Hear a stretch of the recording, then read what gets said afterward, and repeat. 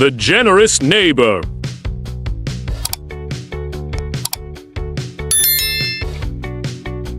पुराने वक्तों की बात है। बुलंदो बाला पहाड़ों के बीच एक छोटा सा गांव आबाद था, जहां जिंदगी सादा मगर हम आहंग थी। इस गांव में जैद नामी एक शख्स रहता था, जो अपने नर्म दिल और अल्लाह पर पुख्ता ईमान के लिए मशहूर था।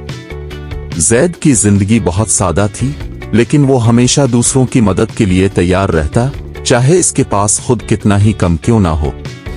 जैद के तमाम अमाल इस्लामी तालीमात की रोशनी में होते, और वो अक्सर नबी अकरम के इस फरमान पर गौर करता, तुम में सबसे बेहतरीन वो है जो दूसरों को सबसे ज्यादा फायदा पहुंचाए। जैसे जैसे सर्दियां करीब आईं, गांव बर्फ की मोटी तह से ढक गया और शदीद सर्दी हर घर में दाखिल हो गई। ज्यादातर गांव वालों ने सर्द मौसम के लिए खाने पीने और लकड़ी का जखीरा कर रखा था, ताकि बहार तक काम आए। लेकिन जैद ने देखा कि उसकी बूढ़ी हमसाह आमना मुश्किल में थी। आमना एक बेवा थी और उसके बच्चे काम की तलाश में दूर दराज शहरों में चले गए थे। इसकी कमजोर हाथ और नहीफ जिस्म सख्त मौसम का सामना नहीं कर सकते थे, और उसके पास जलाने की लकड़ी खत्म हो चुकी थी।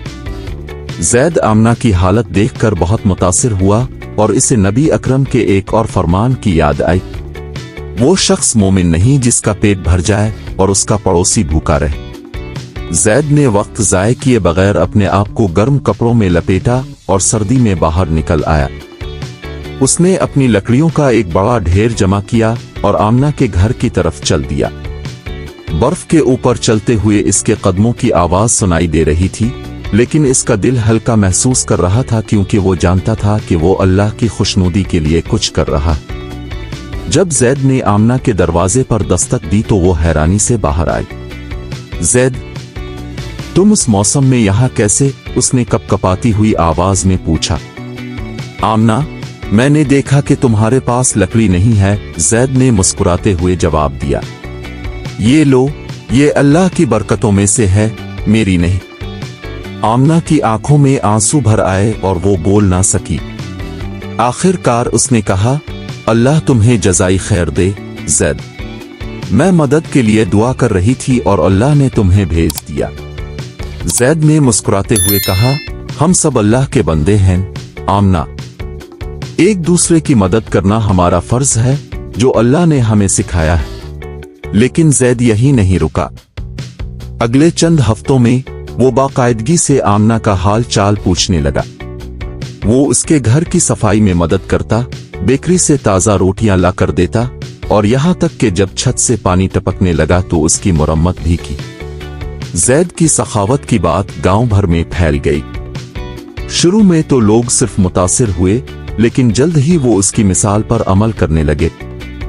कुछ बीमारों की इयादत करने लगे, कुछ ने टूटे हुए बाड़ दुरुस्त किए, और कुछ ने इजाफी खाना पक्का कर जरूरतमंदों के साथ बांटना शुरू कर दिया। ये आम सा गांव एक ऐसी कम्युनिटी में बदल गया जहां मेहरबानी और हमदर्दी परवान चढ़ी। लोगों ने समझना शुरू किया कि इस्लाम सिर्फ इबादत तक महदूद नहीं, बल्कि जिंदगी के हर पहलू में शामिल है, खास तौर पर इस बात में कि हम एक दूसरे के साथ कैसे पेश आते हैं। एक दिन गांव के बुजुर्ग ने सबको जमा किया और कहा, जैद ने हमें दिखाया है कि इस्लाम की तालीमात पर वाकई अमल करना क्या मानी रखता है। उसने हमें याद दिलाया कि दूसरों की मदद करना इबादत का एक हिस्सा है, और यह हमें अल्लाह के करीब ले जाता है। सालों के साथ ये गांव अपनी मेहमान नवाजी और इत्तेहाद के लिए मशहूर हो गया। जो मुसाफिर वहां आते, वो अक्सर इस बात का जिक्र करते कि किस तरह उनका गर्मजोशी से इस्तकबाल किया गया और उनकी देखभाल की गई। और इस सब के मरकज में जैद था, जिसकी खामोश सखावत ने एक तब्दीली की शुरुआत की थी। जैद ने कभी अपने अमाल के लिए तारीफ या इनाम नहीं मांगा। वो अक्सर कहता, सबसे बड़ा इनाम ये जानना है कि अल्लाह मुझसे राजी है। इसकी मिसाल एक रोशनी का मीनार बन गई, जिसने दिखाया कि छोटे छोटे नेक अमाल भी बड़े नताइज ला सकते हैं। इस तरह जैद ने खिदमत की जिंदगी गुजारी और इस्लाम की हकीकी रूह को पेश किया, हमदर्दी, सखावत और इंसानियत से मोहब्बत। अगर आपको हमारी कार्टून कहानी पसंद आई हो तो हमारे चैनल को सब्सक्राइब करें और बेल आइकन को दबाएं ताकि हर आने वाली कार्टून कहानी सबसे पहले आप तक पहुंच सके। थैंक्स।